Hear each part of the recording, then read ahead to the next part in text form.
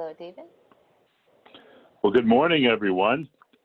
My name is David Murphy, and I'm the CEO of TechFire, and it's my great privilege to welcome all of you here today. We are so delighted to have so many people joining us for a theme that I know is very close to all of our hearts right now, and we're so lucky to have the City of Burbank convening this program to help everyone in this great time of need. So for those of you who are joining us for the first time on one of these webinars, I want to particularly welcome you, but I also want to welcome back everyone who joined us just last week for our very first program. You know, I may be the one who you see on the screen here, but the real credit goes to the City of Burbank and their incredible team who have the inspiration to put these events together, who are hosting these events. Again, you may see me, but all the credit goes to the City Council, to the wonderful staff of the city that's working so hard, even if they're forced sometimes to work from home here under challenging conditions like all of us. But I just want to give a particular shout out to City Manager Justin Hess and the Community Development Department's Patrick Prescott and Simone McFarland, who I know is joining us on the call. Thank you so much. And of course, just a huge thank you to wonderful colleagues and team in the Business and Economic Development Division. We've been working with them since 2015 for in-person Burbank Tech Talk events. And thank you, Mary Hamzoyan, Marissa Miner, and Melissa Colasanto for your vision to want to expand things to help the entire business community here, not just tech, and help folks online in this new challenging era that we're all in.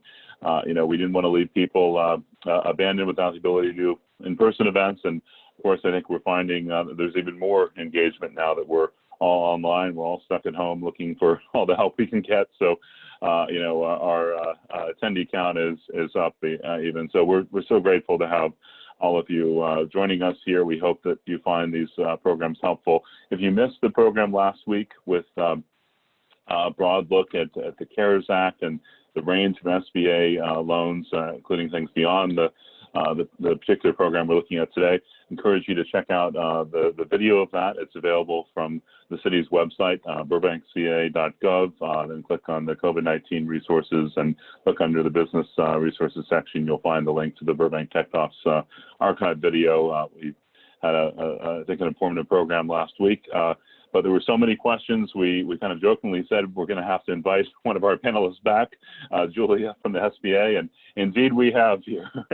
So we hope to get to a lot more questions today. And now that the specifics are out and things are very much in the works with this very important Paycheck Protection Program. So, a huge thanks to everyone who's made this event possible.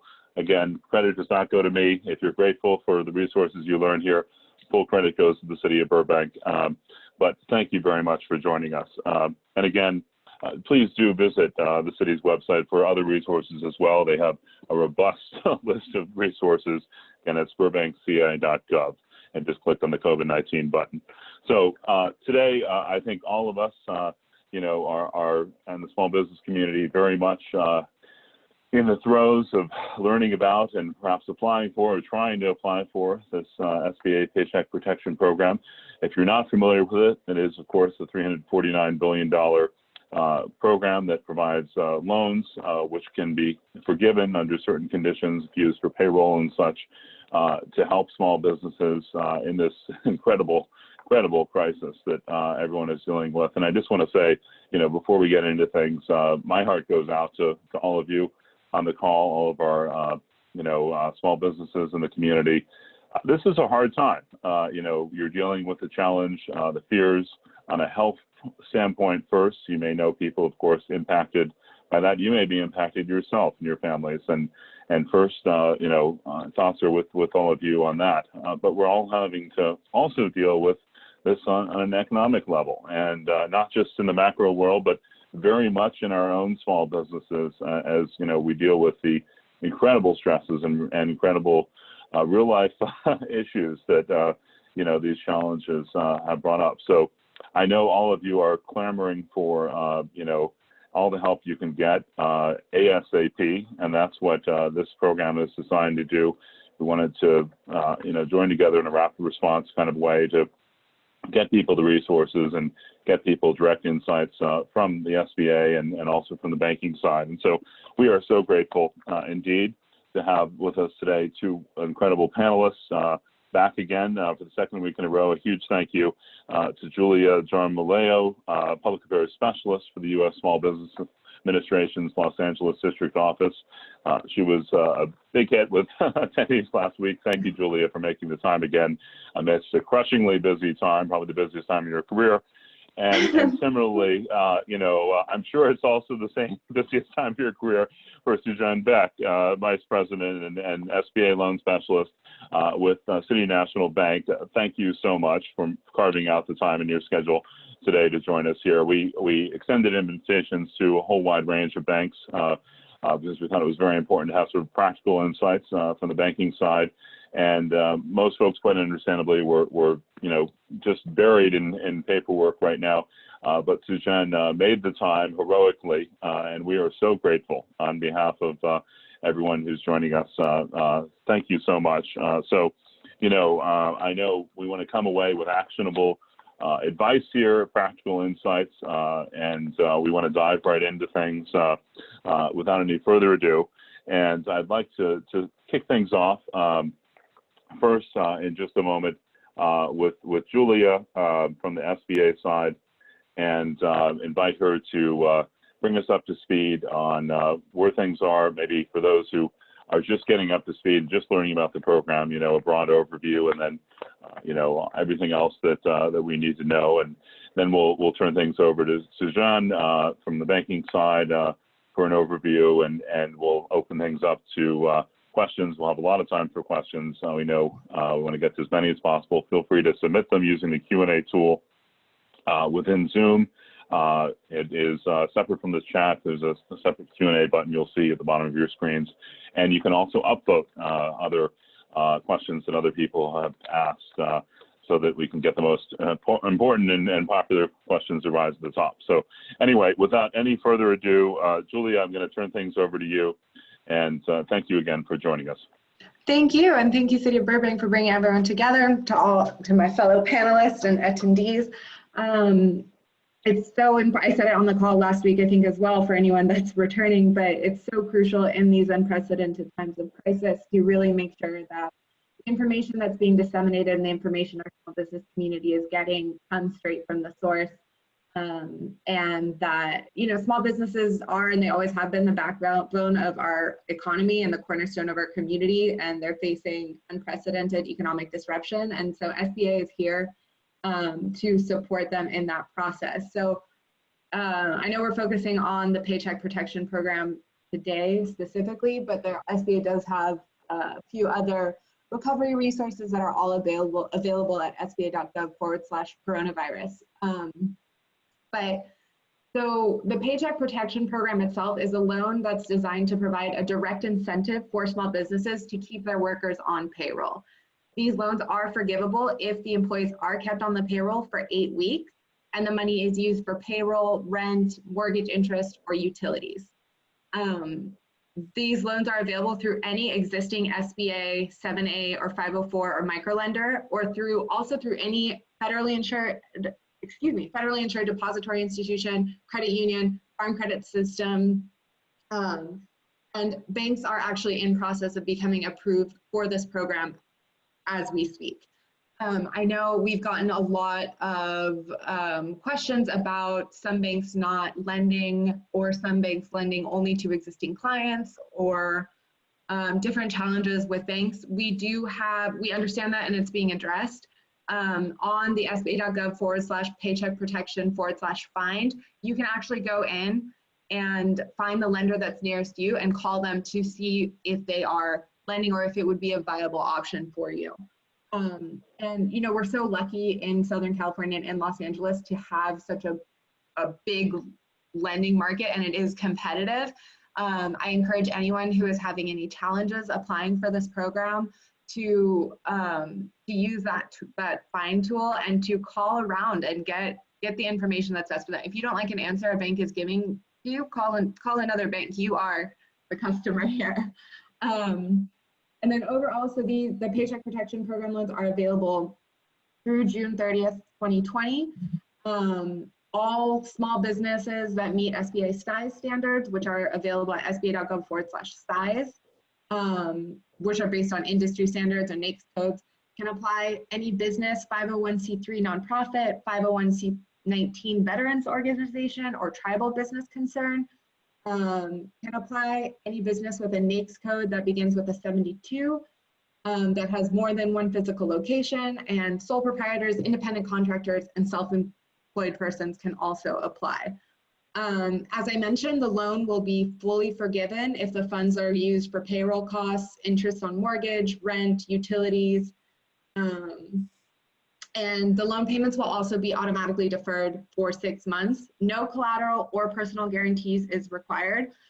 Typically SBA loans over $25,000, if collateral is available, they will require it. You won't be declined, but if it is available, they will take it, and this is different.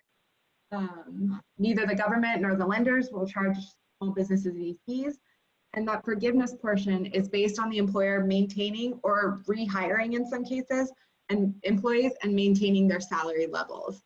The forgiveness does get reduced if the full-time headcount declines or salaries and wages decrease. The loan has a maturity of 2 years and an interest rate of 1%.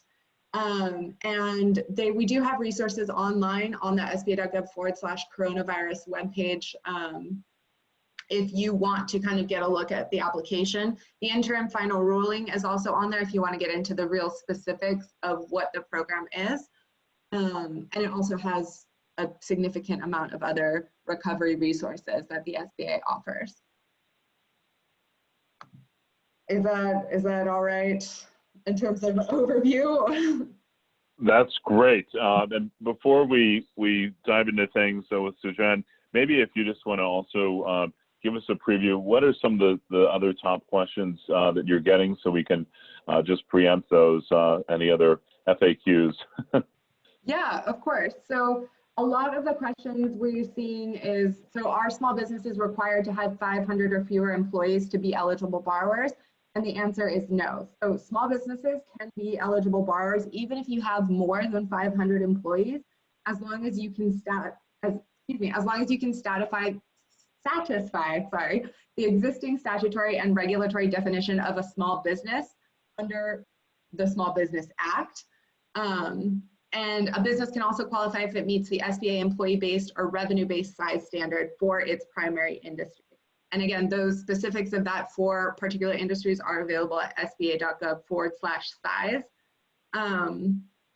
Another question we're seeing is, we've had a lot about what is the turnaround time in terms of application, the time that they apply through their lender and when the money is dispersed. That unfortunately is regulated by how quickly the lenders can process the loans. But I encourage everyone to maintain contact with their lender or whoever's handling their loan at their bank that they've chosen, and then also to do their due diligence when looking around at where they're choosing to apply for a loan.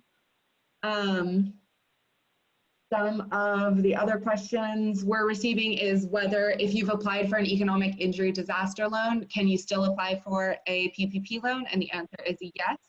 The only thing that is restricted is duplication of benefits. So if you are using a portion of the economic injury disaster loan money to cover payroll, then that will be either taken out of your EIDL disbursement or it will be taken out of the PPP. But you can apply for both.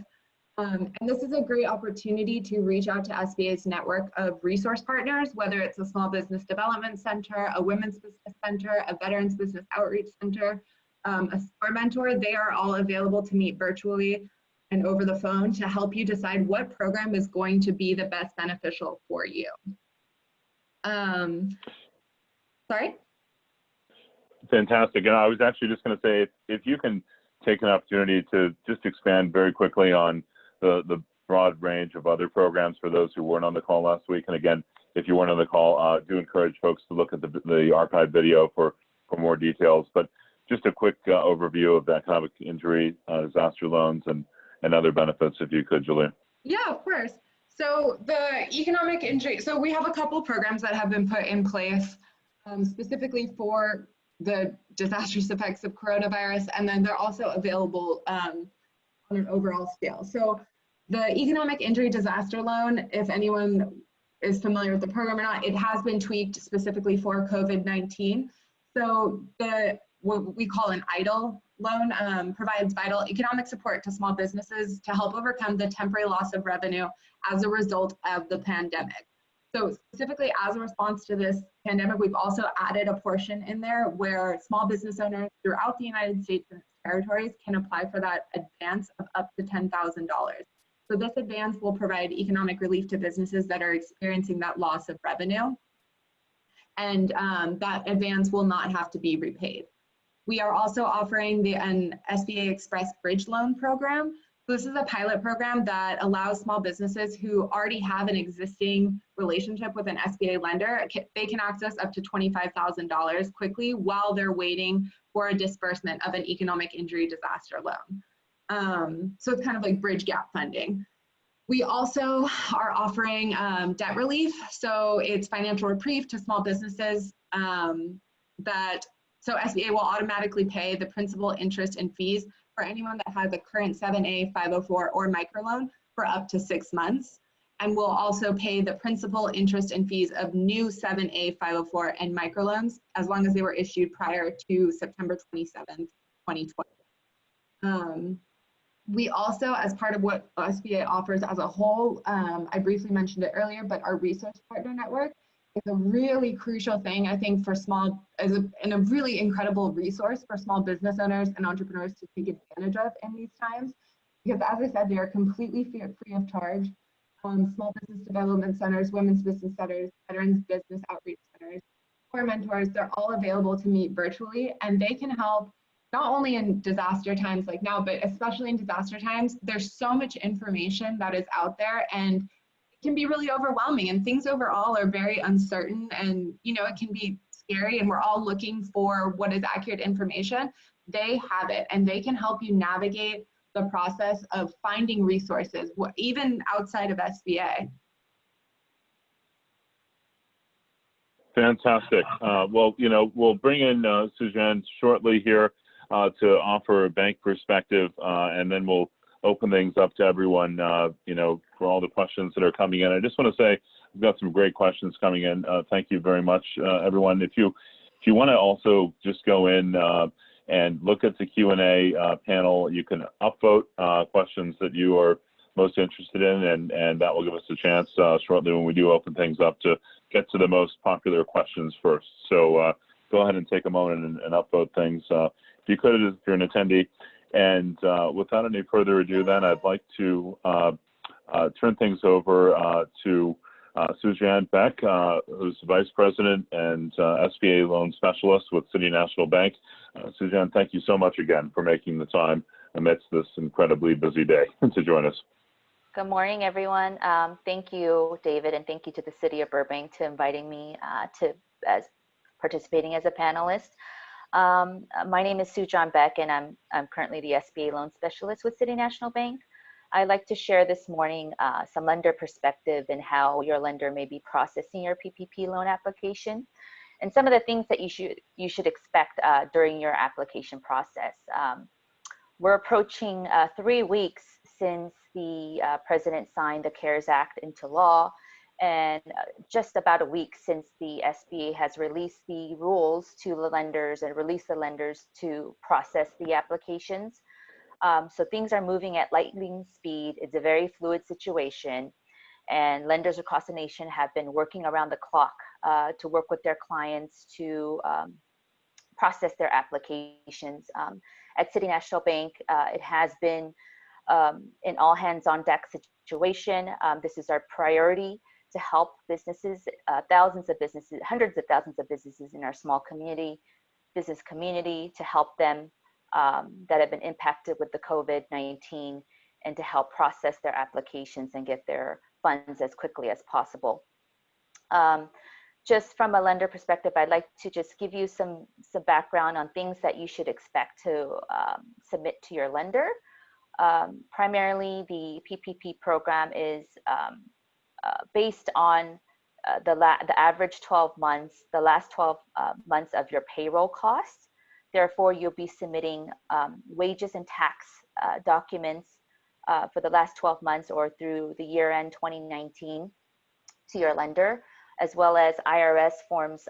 You may also be submitting IRS forms 940, 941 around employee tax reports, group health care benefits and premiums and retirement cost premiums, 1099, the miscellaneous forms for independent contractors, as well as income and expense reports for sole proprietors. Lenders are required to review the information and documentation working with our borrowers to calculate the average 12-month multiplied by 2.5 to get the eligible loan amount. We're working with our borrowers to review the information and make any corrections as needed. But we are trying to move as quickly as possible to submit the information to SBA and to get their application submitted formally. Again, it continues to be a very fluid situation. If you are working with the lender, I would see if things seem to be changing daily and we're getting new information. Just as of yesterday, lenders were provided with some guidance on the documentation process for us to implement and be able to provide documents and get those executed and funded as quickly as possible. So there should be some feedback from your lender on that shortly. I anticipate in the next day or so. With that, I'd like to see if there's any questions or anything else that you'd like for me to cover. That's very helpful. Thank you, Sujan. Just curious, any more color before we open things up, what it's like talking to colleagues from other banks. I assume this is, kind of a hard process. A lot of people are working from home at banks too, I'm sure. Folks must be deluged with applications. Can you sort of help us again on just expectations for how soon, we can realistically plan? I've also heard about some challenges, with processing, the online processing system of the SBA. I mean, obviously this act was just passed, a matter of days ago. So it's heroic on everyone's part. But help us manage expectations for folks who have, payroll coming up or bills trying to make some hard decisions. Is it realistic to think the money's going to be in the bank account any day now, or is it going to be weeks? Yeah, that's what we're definitely working towards. The inquiries have been tremendous. Obviously, a lot of businesses in our community have been impacted. So we're trying to work as quickly as possible. We've pulled resources and kind of stopped our normal course of business to kind of concentrate and focus on this program to be able to process, and we're making progress daily. And now that we have the information on documentation, the next step is to implement the funding process. So as far as the realistic time frame is concerned, I just work closely with your representative at your lender to see where they are in the process, if they have any questions with the calculations or the documentations you provided, and they should be help you provide that information as far as the timeline is concerned. And one of the things driving a lot of fear for folks is that the money's going to run out. We've seen talk perhaps this week in Congress of trying to pass, additional funding, although there have been some debates about what that number would be. And so we'll see if that actually does pass. They're originally going to try to do a unanimous consent vote tomorrow in the Senate, I think, but there's some more details that are being worked out still. In the meanwhile, the incredible pace of applications, even with not all banks accepting them, we've seen numbers, it raises the fear that the funds may run out. What's your read on that? Yes, that is on every lender's mind at the moment. That's why time is of the essence here. And that's why we are working 13, 14 hours throughout the night. I think all bank lenders have been working around the clock. Me personally as well, working from home. But again, this is an all hands on deck situation, and we're trying to move at lightning speed here to get our applications in. Well, I'm going to open things up to questions here, and Julia or Sujan, please jump in as you see fit to answer. One of the top voted questions is on sort of the differentiation with sole proprietors and consultants and contractors who only have self-payroll. And I would also just advise folks, if you're wondering, check out the actual bill text, the House resolution for the CARES Act. You can read what the actual legislation says, and also the Treasury website. They have resources going into this too in a lot of detail, where they define, for sole proprietors, and self-employed folks, net income versus what a traditional payroll might look like at a company. So that provides a lot of guidance too. But can you, either Julia or Sujan, just guide folks, on how PPP works with sole proprietors and folks who are just, in business for themselves? Yeah, sure. I can go overall in the SBA, and then if Sujan, you want to talk about from the lending side maybe more. So as per the interim final rule, which again is available on sba.gov/coronavirus, you are eligible for a PPP loan if you are an individual who operates under a sole proprietorship or as an independent contractor or self-employed individual. If you were in operation on February 15th, 2020, you will be asked to submit documentation to establish your eligibility, like payroll processor records, payroll tax filing, 1099 MISCs, or income and expenses from a sole proprietorship. And if you don't have that kind of documentation, you will be asked to provide other supporting documentation like bank records, anything that would be sufficient to demonstrate the qualifying payroll amount. Yeah, that's it on the sole proprietorship. And so, John, as you comment on things too, one of our other questions was on whether City National Bank is accepting new clients. Can you comment on that and what you're hearing from other banks? Sure. At this moment in time, we do have in the tens and thousands of applications from our clients, trying to work through that. So I don't have information whether it'll be open up to clients that don't have relationships currently. I think as we progress and make progress on submitting the applications with our clients, we may be, but at this time it is something that we're processing for clients.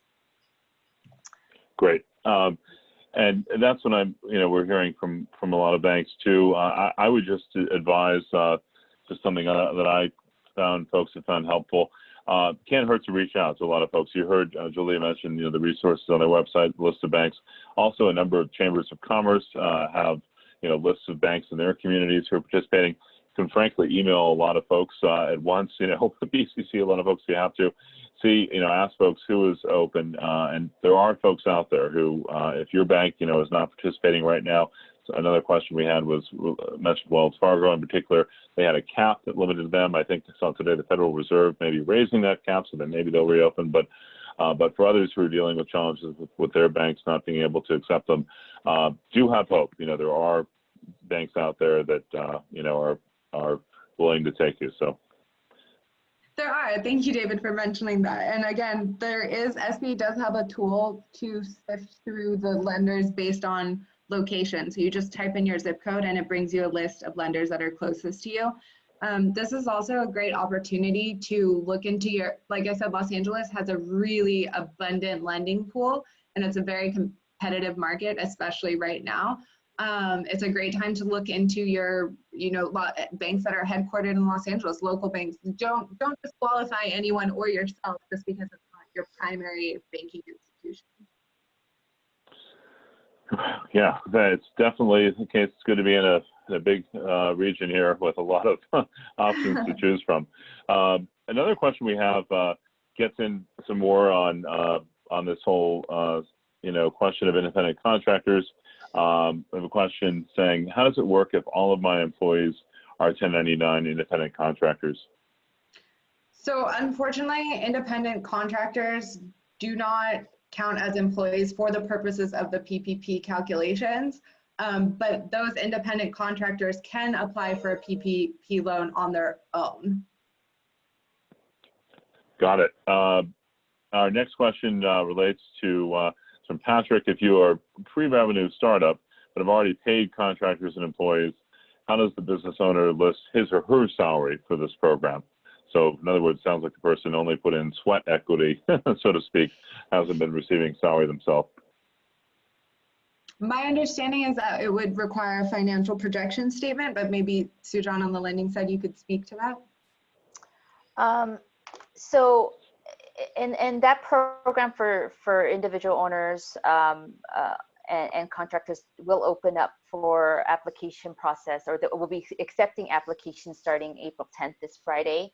Right now we don't have any instructions or guidance of utilizing any projections for the rule, and I would provide any maybe financial statements from, I'm not sure if your company was started last year or mid-year, but providing any year-end statements that will show some of the income and expenses. Yes, and sorry, more guidance will be provided from SBA in regards to that program as we get closer, even closer to its opening. Fantastic. Those folks in Washington are burning the midnight oil and turning out guidance documents. I actually got some questions in advance via email. Question here from Chanel Williams. I'm a small business, an LLC that files as an S Corp with one employee, me, and I'm trying to figure out if the funds from the PPP program can be used to cover my operating expenses and salary, even if it's just me. And concurrently with that, if you're an LLC but the only employee, do you fall into the small business category, or do you have to wait for the April 10th, self-employed deadline? Sorry, could you repeat the last part? If you're a sole member LLC, and probably for other questioners, if you're just a sole proprietor with one person, does that mean you have to wait? The question was for the April 10th start date. What's the difference between the April 3rd start date and the folks who still have to wait for April 10th? So if you are a sole proprietorship or an independent contractor, that is that April 10th deadline. But if you are if your small business falls under the appropriate size standard, which you can look up at sba.gov/size, it could be the April 3rd opening. Great. And their question was also about operating expenses and salary. This is all in the materials online, but can you just remind folks, Julia, on how, I guess in terms of the forgivable part of the loan, the majority of this does have to be on the payroll side, not the other operating expenses? Yeah, so for regular operating expenses, meeting those regular operating expenses, that would fall under the economic injury disaster loan. So again, it's that argument of not disqualifying yourself from the SPIN program and really taking advantage of all the resources that are available. The PPP loan is specifically for payroll and maintaining employees, even if that employee is yourself. So other operating expenses could then be met by applying for an economic injury disaster loan separately. A question on that though, what are you hearing about the reduction to potentially $1,000? We've seen some reports for really small businesses at maybe $1,000 per employee, which is just one, then $1,000 rather than 10,000. Is that what you're hearing? Yeah, so the advance is up to $10,000, and it is determined on a case-by-case basis based on employee numbers. And again, there's more information on that at sba.gov/coronavirus, and it'll give you all the specifications. There's also a disaster customer service email address that you can send disaster-specific queries to. That is disastercustomerservice@sba.gov. They must be busy right now. All right. As we all are. Another honest question we got in advance here was from someone wanting to know if they are allowed to apply if they have an installment agreement with the IRS.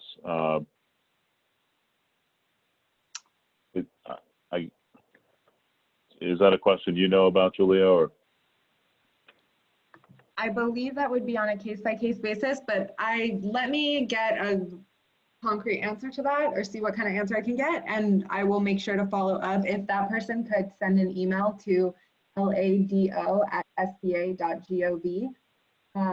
with Tech Talks in the subject line, then I can make sure to get them an answer on that. That's LADO is an LA district office at SBA.gov, right? Yes, sir. Great. And then going back to our Q&A upvoted questions here, Adam Goldberg asks an important question, the show me the money question. How do we know we're actually getting any of this money? It sounds like it's all delayed by weeks and months. What reassurance can you provide? As Sujan said, the lenders are working around the clock. SBA is working around the clock to make sure that money gets in the hands of our small business owners. We do have delays, and 100% understand how frustrating that is. It is a very fluid situation, and our only job as the SBA is to assist our small businesses, and that is the biggest assurance I can give. It's our congressional mandate. It's what we have to do. And there's really an incredible team of people that are working on getting money out around the clock. Great. And you guys are incredible. I agree. We have a question. Is this call being recorded as well? We will be posting the Zoom video later. So our next question, Sue asks, with so many banks already being capped on taking applications, is there any hope for independent contractors or self-employed individuals who can only apply starting April 10th? I guess that depends perhaps on whether more funding is passed in Congress, right? So. Yeah, SBA administers the program, and we are the administrators of the program, but in terms of the cap, that is at a congressional level. And Julia, do you have any numbers on what that level is yet, or you may not know because there's so many banks still submitting details, what the numbers of billions of loans requested is? I do not have numbers at the moment, no. But as soon as those numbers are available, they will be posted on our district office, on the SBA.gov website as a whole, and also on our district office website at sba.gov/ca/LA.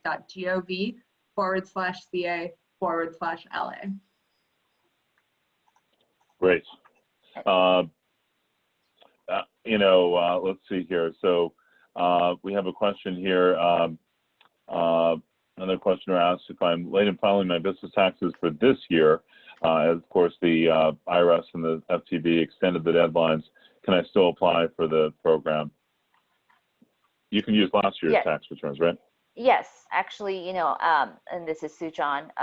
We're not requiring tax documents. It's mostly around payroll taxes, so 940, 941s, and you're working with your payroll processor accountant to provide those wage and tax statements. And conversely, if you don't use an actual payroll company, how does that work if you're just writing yourself checks? Is that okay, they ask? We prefer a consolidated statement if there is, and just trying to speed up the process. But with a small amount of employees, providing the checks and documentation of payment should be sufficient. Great. So it's very helpful. Keep those questions coming. Keep the upvotes coming. You want to jump in here? Many rapid fire questions we can get in. I'd love to. There's so many here. On the economic injury disaster loan question, what's the time frame like? Julie, what are you hearing? You hear back? In terms of disbursement of economic injury disaster loans, the turnaround generally is between 14 and 21 days after an approved application. I know the timelines have, with the economic injury disaster loan advance, which was, the rule is 72 hours. Those have been delayed. And this is something I encourage people to reach out to our disaster customer service assistance hotline to check on their application. Unfortunately, it is handled by, not unfortunately, they do a great job, the Office of Disaster Assistance, but unfortunately the district office doesn't have oversight on those individual applications. So I can put up a screen with some helpful SBA resources that have all the links to both the SBA general recovery resources and also the disaster customer assistance hotline and the email address. And last week we had Burbank's local congressman on the webinar. Folks can also contact your local congressman's caseworkers too, right? To check on things. Is that yes, fair? 100%. If you feel like their SBA is not responding in a timely fashion, you're not getting the answers you want, you can reach out to your local congressional office. They do have a direct line to SBA, and they can inquire on your behalf.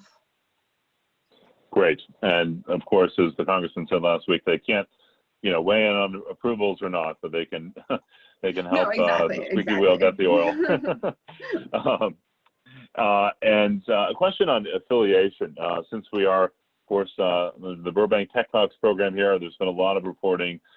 Folks in the startup world have been, following on how, the rules are being implemented with regard to venture-backed companies and affiliation rules. Can you comment on that generally, Julia? Is that something folks need to talk to their lawyers about, or is there any thoughts that you can share? Yeah, so this is something that I would actually direct, because it is so case-by-case dependent. I would direct people to the sba.gov/coronavirus website, because the affiliation, the interim rules for affiliation, final rule for affiliation is on there, and then it goes into detail with every single case that is applicable, including faith-based organizations. And that would give everyone their specific answers. Fantastic. All right, we had a number of questions on that note.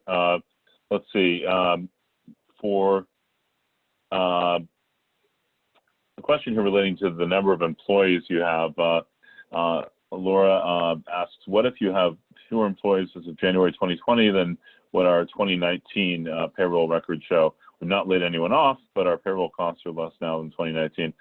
What sort of numbers do you use when you're choosing the number of employees? Is it current or 2019 average? How does that work? It is the average of the last 12 months. So it shouldn't be, I know there's a lot of businesses with employees that have been laid off. So it should be an average of the last 12 months. Great. And you had a question regarding the URL that's on the screen right now. Can an S corporation who receives 1099 miss income file? I'm sorry, the question was, can an S corporation file who receives less than 10 million file? Can an S corporation that receives 1099 miscellaneous income file? If they meet the size standards, they would be eligible. Okay, great. Let's see here. We have some questions relating to different banks. Again, don't want to put anyone on the spot here, but I would encourage folks who are asking those questions, do feel free to reach out. You can also try to email folks at your bank if you can't get through on the phone. That's something I found helpful. Just sometimes do a Google search. Who's the senior vice president of business banking, and maybe their email is first initial last name at bankname.com. I mean, you never know. You can get folks. They're working 14 hours. They're there late at night, work from home. They're checking their email. Be persistent here. I encourage you. We want your business to survive here. So don't be shy. Again, questions here relating to the process after you file an application. I know it's different for every bank, but Sujan, as an example of City National Bank, how it works, maybe you can give us and what you're hearing from others. Folks fill out an initial form often, but then that's by no means the end of it. They have to come back and provide more resources. Is it a multi-step process? No, we're trying to make it as streamlined as possible and as simple as possible. We're providing our clients with the application provided by the SBA, as well as an internal calculator to help with the calculations, because they are calculating to put the information on the application, and the lender is reviewing the documents submitted along with how they came up with the calculated eligible or qualified loan amount. So we're providing a checklist, which I kind of went over today: wages and tax statements, benefits, retirement benefit premiums, 1099, and expense and income related documents for sole props. That should all be submitted together in order for us to speed up the process of reviewing. And then once everything, and we're recommending any corrections if we see some discrepancies, trying to identify that as quickly as possible, and then submitting that once it's once the qualified loan amount is confirmed, getting that to our processing team to input the information required by the SBA on the SBA system. And we're still work in progress as far as the documents. I know people are working now and around the clock as of yesterday to implement the documentation process of getting that out as quickly as possible, and followed by the funding process would follow shortly. Fantastic. And then what do folks need to be prepared to do to make sure they qualify for the loan forgiveness portion? And what's the timeline for following up on that?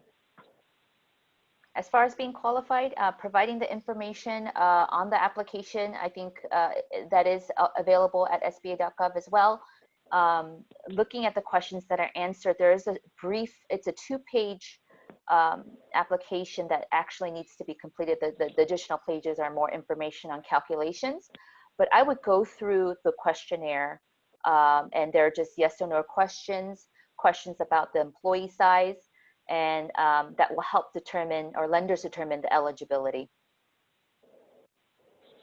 Great. We have a question here from a nonprofit. Kelly asks, our nonprofit only has part-time employees. Can we still apply for the PPP? Yes, part-time employees are eligible. Great. And the question about the EIDL application, that is separate. Indeed, the details are on sba.gov. Some questions regarding sort of the application process, how the priorities work. Is it generally the case that banks are, prioritizing the first in, gets the priority? In other words, people should drop what they're doing and get off the webinar and just work on their application right now if they haven't already. That is the case, and obviously getting to that calculation that is qualified and providing all the documents that they're requesting, if all those things would help speed up the process. And yes, as things are being checked, they're moving into our process side. Yes, so it is on a first come first basis procedures. Got it. And as Sujan mentioned, it is crucial. It is so helpful to go into your lender prepared. And again, I know I keep repeating myself, but the SBDCs, the Small Business Development Centers, and the different resource partners that SBA has can help you put those together free of charge. And the nearest one, there's of course many in the LA area, but I guess these days it doesn't really matter what the nearest one is here since we're all doing things online. But there are indeed resources near Burbank, and for those joining the call, all throughout the region. How are those folks responding to things though? Are they? What do you hear, Julie? Are they primarily doing phone calls or by email? Given the fact that you don't go in person these days. So they can do Skype meetings, they can do Zoom meetings, not webinars, but they can meet over a variety of online platforms. If you prefer to talk over the phone, they can do that as well. If you want the strictly email correspondence, that is, they have done a lot of Skype meetings just because in these times where everything is so uncertain and fast moving, it helps to just look someone in the face and go through the process. But really they're open. They've been incredibly flexible and in helpful in just meeting people where they're at with their needs on whatever platform that may be. Folks are adapting here, and as best we all can, and it's fascinating to see. It's great. Folks are being nimble. Just looking back to the questions here, I see a question about how, do we have to burn through our own cash and lines of credit before we can access government funds? That varies with PPP versus other SBA programs, right? You don't have to worry about access to other sources of loans with PPP, right, Julia? But with other programs, you do. Yeah, the credit available elsewhere requirement is, it's specifically in terms of economic injury disaster loans, because there generally is a no credit available elsewhere requirement that has been waived for this, for COVID-19 specifically. Fantastic. And Sujan, anything else you can comment on about how, you've been working on SBA loans generally for a while. There are a huge number of applications here, so that's different. That makes it more challenging. But are things a lot easier in general with approvals for the PPP, or is it still a challenge because you're still under the bank regulatory rules? You have to, have a relationship with clients and know your client and avoid all the fraud issues. Comment on how much easier this is versus how much there still is a lot, that you have to be careful about. Sure. This is definitely a more streamlined process, both on the application to the underwriting to the processing. It is all moving very quickly, and that is the expectation from the SBA, and we're abiding to that. So compared to a traditional loan, you may anticipate submitting a full file, tax returns, and going through underwriting cash flow analysis. With this program, it's primarily around payroll and just getting that calculation accurate, providing all the documentation. So it is fairly quick. We're not looking at a historical revenue cash flow type of analysis. It's 12 months worth of payroll, wage, and tax, and eligible payroll costs. So, and with the application and form process, very simplified, as it is one application. And there may be some additional profile questions on the owners that need to be provided to lenders in order for us to submit the information to the SBA. But again, very simplified, personal information that the lenders may already have. So it has been very quick as to in the amount of days, sometimes upon submitting a complete application, that we can get it into the SBA system. Do you do like credit checks on folks and such like that? What goes into the process? No, that is not happening because it doesn't have any personal recourse or guarantee. Definitely knowing your customer is in play. That's why we have the expectation of our relationship managers on the line to know their customers and know the information. Everyone's kind of working with social distancing, so we're just on the phone obtaining e-signatures or e-initials, communicating by phone and email. So as far as anything that's really pulled is very outside of what you would anticipate on a traditional loan. Fantastic. Well, on behalf of all of us, thank you to you and all of your colleagues on the banking side and other banks and SBA for all the midnight oil being burned here. And it's particularly challenging, as it is for all of us in our own businesses, to be having to work from home and not in the normal conditions. So, I know folks are all doing their best here heroically. We do have just a number of questions reinforcing, the need, the urgency here. What else beyond what's been said, and maybe you've already said it all, both of you, but what else can folks do to expedite things, put themselves in the position to get the money as quickly as possible? On the SBA side, I think knowing what is going to be most beneficial to you and your business, it may be PPP, it may be another program. Don't disqualify yourself from any option whatsoever. And then once you have identified what resource you're going to take advantage of, going in prepared for it with the necessary documentation. If you do have questions on about the applications or what programs, the Resource Partner Network is 100% available. The Los Angeles District Office is available. Our email address is LADO, as in Los Angeles District Office, at sba.gov. It's also on our website, which is on the screen. Reach out and take advantage of these resources that are available. You need to be your own advocate, and then we're there to help you and advocate for you as well. Fantastic. Yeah. So Jen, any advice from what you're saying, mistakes people are making maybe, or how folks are making it easy for you, conversely? Yeah, no, my advice would be, because of the tremendous amount of inquiries and applications that lenders are receiving, if you have any representative, from, whether it's in the branch level or a relationship manager from the business banking level, all colleagues of participating lenders are involved with this process. So it's not just primarily the SBA department. So they will be able to, if you have that relationship and they're managing your other accounts, they'll be able to provide you with some feedback on the process, on where they are, and you should be actually working with that representative to submit your documentation and application. Great, and that presumably that's different at other banks. Or do you think that's likely true? I mean, some say don't contact us. You know, I know I've seen Bank of America's website. You know, local branch people can't help you. Don't come in.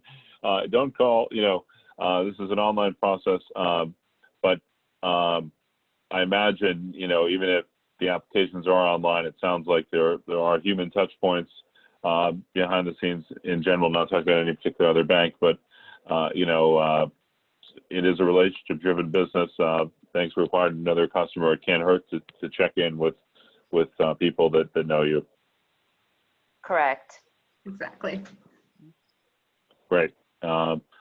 Great. Well, we are fast running out of time here. I know that there's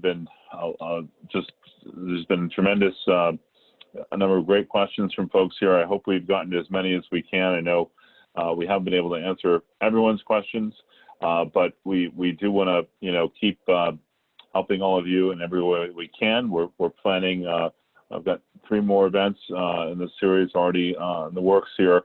I've already got some themes in mind, but if you do have feedback for us on how we can best help you in the upcoming programs and what you'd like to see addressed, we always welcome that too. You can reach out in the chat here, or email me, david@techfire.co, with any feedback, as well as reach out to folks in the city through the city's website. You know, we're just here to try to support all of you as best we can. You know, we know this is just a tremendously hard time on a personal and professional level. My heart goes out to everyone. We're all trying to get through this together, and we're rooting for you. You know, we want folks to succeed. We want to see all of you come out on the other side, you know, ready to thrive once we get through this incredible challenge. So we hope this has been helpful today. We're so grateful to our panelists. Thank you so much, Julia and Sujan. Big thanks. In a live event, we'd all be applauding right now. I'm sure folks are virtually. I know I am. Thank you. And deepest thanks to Mary, Marissa, Melissa, and the Economic Development Team at the City of Burbank, to Simone, Patrick, City Council, the Mayor, everyone who has made this possible, and again, gets the credit for this. You may see me here hosting, but this is all thanks to the City of Burbank and trying to help the business community through this, and everyone personally too, because there are people behind these businesses. So we're rooting for everyone. Thank you so much for joining us. Again, thank you to our panelists, and Godspeed to all. Thank you. Thank you all. Thank you.